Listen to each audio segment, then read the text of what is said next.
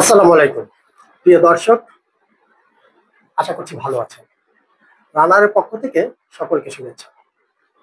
দর্শক, আপনারা হয়তো ইতিমধ্যে জেনেছেন আমাদের মহাপ্রতাপশালী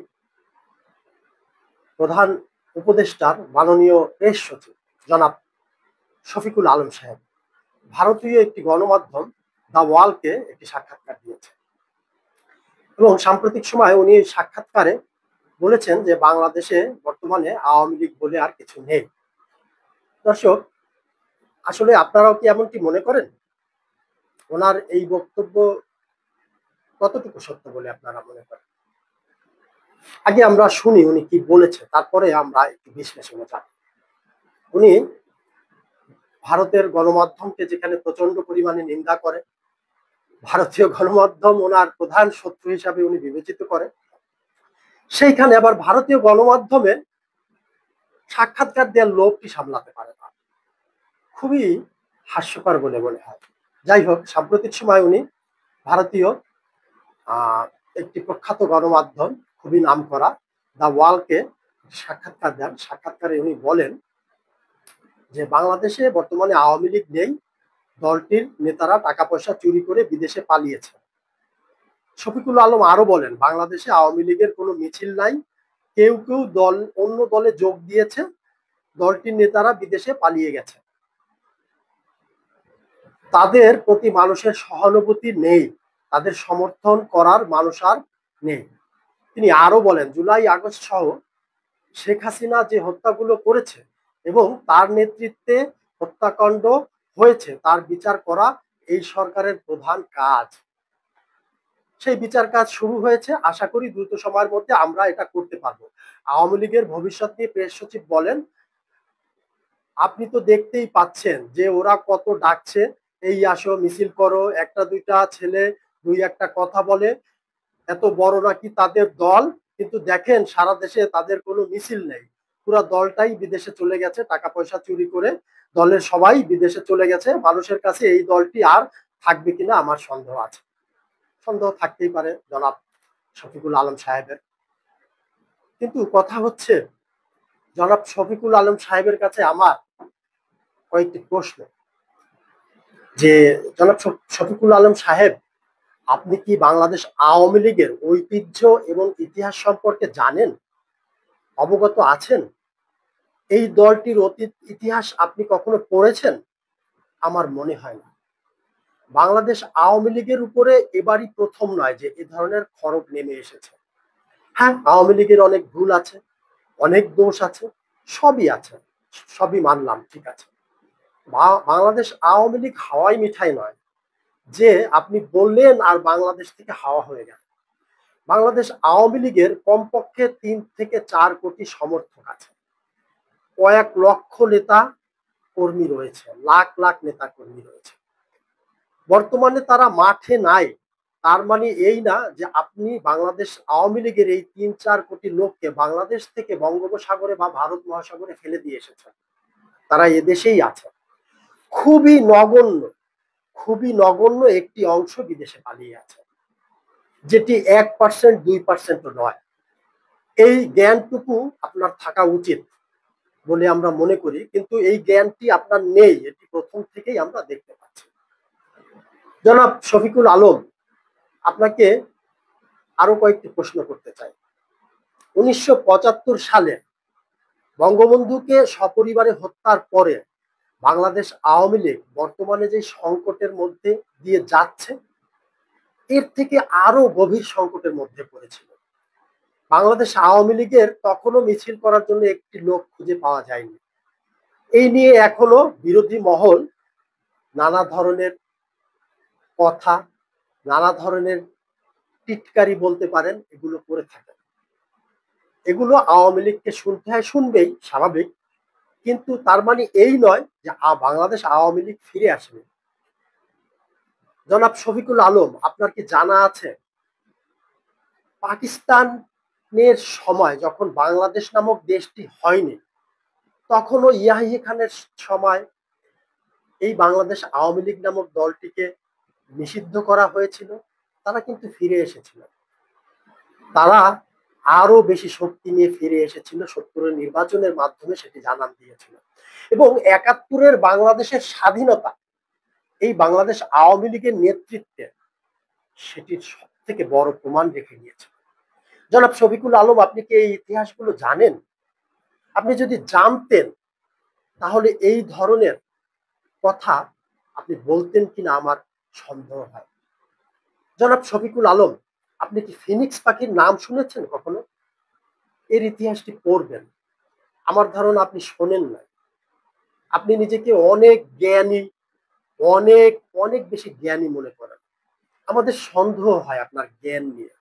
শুধু আমাদের না, বাংলাদেশের সকল রাজনৈতিক বিশ্লেষকদেরই আপনার জ্ঞানের গরিমা এবং অহংকার নিয়ে সন্দেহ হয়। আপনি কি আসলেই বাংলাদেশের রাজনৈতিক দলগুলোর রাজনৈতিক ইতিহাসগুলো সম্পর্কে অবগত আছেন?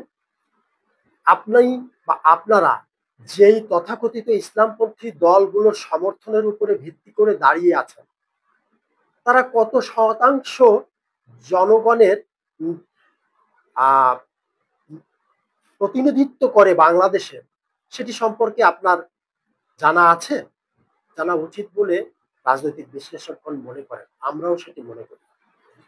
এই যে তথাকথিত ইসলামপন্থী দলগুলো, তারা বাংলাদেশের কত কত শতাংশ বা কত পার্সেন্ট জনগণের প্রতিনিধিত্ব করেন?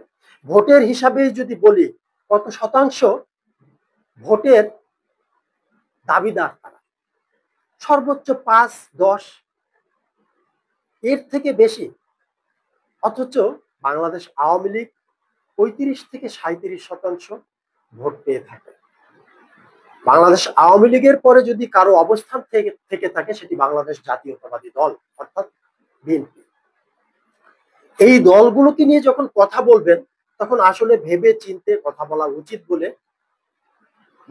বিশ্লেষকগণ মনে করেন, আমরাও সেটি মনে করি। আপনার এই অতি উৎসাহী মন্তব্যগুলো আসলে অনেক সময় হাস্যরসের সৃষ্টি করে। জনাব শফিকুল আলম, আপনি একটু ইতিহাস পড়বেন দয়া করে, ফিনিক্স পাখির ইতিহাসও পড়বেন। আপনার জানা উচিত ৭৫-এর আওয়ামী লীগ যেভাবে আরো শক্তিশালী হয়ে ফিরে এসেছিল ফিনিক্স পাখির মতো, বাংলাদেশ আওয়ামী লীগকে কিন্তু বলা হয় ফিনিক্স পাখি। বিশ্লেষকগণ মনে করেন এই সংকট কাটিয়ে উঠবে বাংলাদেশ আওয়ামী লীগ, এবং এই সংকট কাটিয়ে উঠে তারা আবার ফিরে আসবে। এবং আমরা অনেক জানার চেষ্টা করেছি, মাঠ পর্যায়ে ওয়ান টু ওয়ান কথা বলার চেষ্টা করেছি, বিভিন্ন সূত্র থেকে আমরা যে সকল তথ্য পেয়েছি, এখনো আওয়ামী লীগের অধিকাংশ তৃণমূলের নেতাকর্মী মনে করেন শেখ হাসিনাই তাদের যোগ্য নেতৃত্ব। যদিও এটি সুশীল সমাজে বা বিশ্লেষকগণ মনে করেন শেখ হাসিনার রাজনীতি হয়তো শেষের দিকে বা ধ্বংসের দ্বার প্রান্তে, কিন্তু বাস্তবতা ভিন্ন কথা বলে। এখনো বাংলাদেশ আওয়ামী লীগের তৃণমূল শেখ হাসিনার উপরই আস্থা রাখতে চায় এবং আস্থা রাখছে। এবং আপনি হয়তো জানবেন যে বাংলাদেশ আওয়ামী লীগ আপনাদেরকে লন্ডনে কিভাবে তারা কতটা শক্তিশালী হতে পারে তার একটি নমুনা দেখিয়েছিল। আপনি নিজে সেটির বাস্তব সাক্ষী, প্রমাণ। এবং আপনার মাননীয় প্রধান উপদেষ্টা, তিনি নিজে হোটেল কক্ষ থেকে বের হতে পারছিলেন না। তো বাংলাদেশে আওয়ামী লীগ যে তার শক্তি প্রদর্শন করবে না, এটি বলা খুবই কঠিন। এটি সময়ের ব্যাপার।